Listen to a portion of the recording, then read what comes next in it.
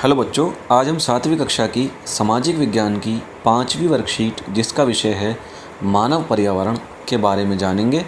तो आइए स्टार्ट करते हैं। मनुष्य पर्यावरण के साथ पारस्परिक क्रिया करता है और अपनी आवश्यकता के अनुसार इसे बदलता है। प्रारंभिक मानव ने स्वयं को प्रकृति के अनुरूप बना लिया था। उसका जीवन सरल था एवं आसपास की प्रकृति से उसकी आवश्यकताएं पूरी हो जाती थीं। समय के साथ कई प्रकार की आवश्यकताएं बढ़ी। मानव ने पर्यावरण के उपयोग और उसमें परिवर्तन करने के कई तरीके सीख लिए। यानी मानव अपनी सभी आवश्यकताओं को पर्यावरण से ही पूरा करता है। जैसे मानव की मौलिक आवश्यकताएं हैं रोटी, कपड़ा और मकान। तो मानव रोटी यानी भोजन के लिए पर्यावरण पर निर्भर है, कपड़े के लिए पर्यावरण पर निर्भर है, मकान के लिए पर्यावरण पर निर्भर है। तो अपनी सभी आवश्यकताओं के लिए, चाहे वो भोजन हो, चाहे वो कपड़े हों, चाहे वो रहने के लिए घर हो, ये सब कुछ मानव ने पर्यावरण से प्राप्त किया है। और पर्यावरण को अपने अनुरूप ढालकर, यानी मानव को अगर गेहूं की ज़रूरत थी तो उसने खरपतवार को, जंगलों को हटा करके गेहूं उगाए और अनाज का प्रयोग किया। इसी प्रकार से उसे कपड़े की आवश्यकता थी तो उसने कपास और जूट उगाया और अपने लिए कपड़ा बनाया पर्यावरण से ही। और इसी प्रकार से जब उसे घर की आवश्यकता हुई तो उसने लकड़ी से, पत्थर से अपने लिए घर का निर्माण भी पर्यावरण की वस्तुओं से ही किया। लेकिन जो प्रारंभिक मानव था यानी आदि मानव, उसका जो मस्तिष्क था, उसका दिमाग आज के मनुष्य की तरह विकसित नहीं था। तो उसने स्वयं को पर्यावरण के अनुरूप ढाल लिया, जिस प्रकार से अन्य जीव जंतुओं ने अपने आप को पर्यावरण के अनुरूप ढाला हुआ है। क्योंकि उस समय जीवन सरल था, आवश्यकताएं बहुत कम थीं, तो वह आसानी से प्रकृति से पूरी हो जाती थी। जैसे आदि मानव की केवल एक मूल आवश्यकता थी भोजन, तो भोजन उसको आसानी से प्रकृति से मिल जाता था।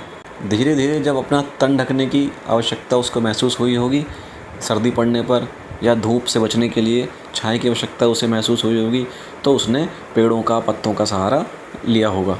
लेकिन आज के मानव की आवश्यकताएं पहले के मानव की तुलना में बहुत ज़्यादा हैं।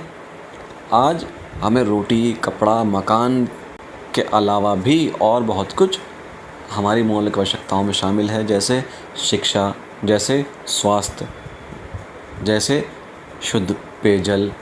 तो आज मानव की आवश्यकताएं बहुत ज़्यादा बढ़ गई हैं।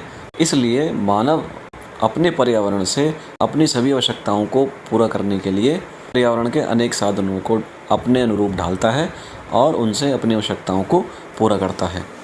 आगे है, उसने फसल उगाना, पशु पालना एवं स्थायी जीवन जीना सीख लिया। उसने अपनी आवश्यकताओं से अधिक चीज़ों का उत्पादन या बनाना शुरू कर दिया और उन चीज़ों का व्यापार करना शुरू कर दिया। यानी आदि मानव का जैसे जैसे दिमाग विकसित हुआ तो उसने फसल उगाना शुरू कर दिया, पशुओं को पालना शुरू कर दिया, उनको पालतू बनाकर, और स्थायी जीवन जीने लगा, यानी एक जगह ठहर कर जीवन जीने लगा। पहले वह खानाबदोशों का जीवन जीता था, यानी खाने की तलाश में एक स्थान से दूसरे स्थान पर घूमता फिरता था। लेकिन अब उसने एक परमानेंट घर बनाया, एक स्थायी झोंपड़ी अपने रहने के लिए बना ली, जिसमें वो स्थायी तौर पर बस्तियां बनाकर रहने लगे। और जैसे जैसे उसकी आवश्यकताएं बढ़ती गई, उसने अपनी आवश्यकताओं को पूरा करने के लिए चीज़ों को इकट्ठा करना शुरू कर दिया, बड़े पैमाने पर उनका उत्पादन करना शुरू कर दिया और एक दूसरे को बेचना और व्यापार करना शुरू कर दिया। आगे है वस्तु विनिमय पद्धति। यह वस्तुओं की अदला बदली का व्यापार है जिसमें धन का प्रयोग नहीं होता है।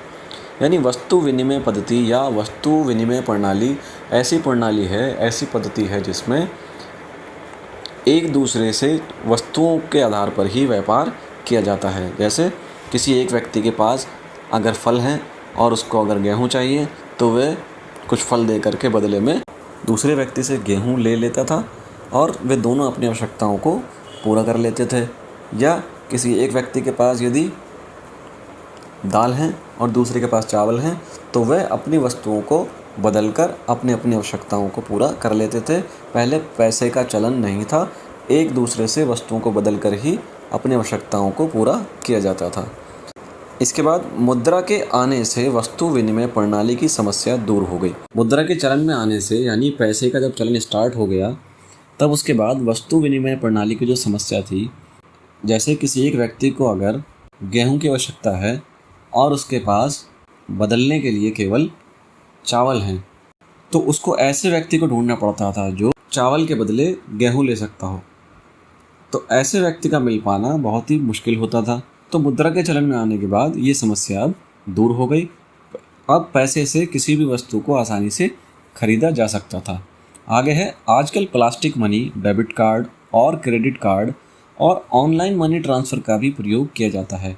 यानी अब मुद्रा केवल कागज़ी या सिक्के पर ही ना रहकर प्लास्टिक के रूप में भी ऑनलाइन मनी ट्रांसफ़र या एटीएम कार्ड, डेबिट कार्ड के रूप में भी अब देखने को मिलती है, जिसको हम ई मुद्रा भी कहते हैं या प्लास्टिक मनी भी कहते हैं। आपने एटीएम देखे होंगे जिसमें डेबिट कार्ड से, जो कि एक प्लास्टिक का कार्ड होता है जिसके माध्यम से किसी भी एटीएम से पैसा निकाला जा सकता है। और ऑनलाइन शॉपिंग भी की जा सकती है, जैसे अमेज़न, फ्लिपकार्ट, इनके नाम आपने सुने होंगे। इनसे ऑनलाइन ही पेमेंट करके कोई भी सामान खरीदा जा सकता है। साथ ही प्लास्टिक कार्ड यानी डेबिट कार्ड या क्रेडिट कार्ड को सीधे स्वैप करके भी सामान खरीदा जा सकता है, जैसे आपने रिलायंस फ्रेश जैसे स्टोर देखे होंगे। आगे है मानव ने अन्य लोगों के संपर्क में आना शुरू कर दिया और अपनी सुविधा और विभिन्न उद्देश्यों के लिए उसने खुद का वातावरण बनाया। निम्न चित्र मानव पर्यावरण के कुछ उदाहरण दिखाता है। तो मानव पर्यावरण में सबसे पहले राजनीतिक स्थिति भारत की दिखाई गई है कि भारत का जो भौगोलिक क्षेत्र है उसकी सीमाएं ये हैं।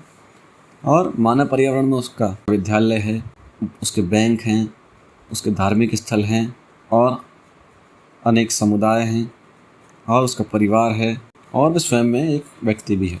तो इस प्रकार से हम, हमारा परिवार, हमारा समुदाय, हमारे संस्थान जैसे बैंक, स्कूल, हॉस्पिटल, हमारे धार्मिक स्थल, मंदिर, मस्जिद, गुरुद्वारा और यहाँ तक कि हमारा देश, ये सब मिलकर मानव पर्यावरण बनाते हैं।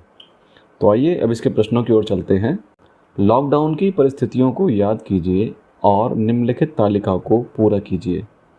नीचे एक तालिका में 2 कॉलम दिए गए हैं जिसमें मानव पर्यावरण का वह हिस्सा जो कार्य करता रहा लॉकडाउन के दौरान, उन व्यवसायों का, उन पेशों का नाम लिखना है जो लॉकडाउन में भी काम कर रहे थे। और दूसरे कॉलम में मानव पर्यावरण का वह हिस्सा जो कार्य नहीं कर पाया, यानी ऐसे पेशे जो लॉकडाउन के दौरान काम नहीं कर पाए, उन पेशों के नाम, उन व्यवसायों के नाम इस तालिका में लिखने हैं। और वीडियोस देखने के लिए इस चैनल को सब्सक्राइब करें।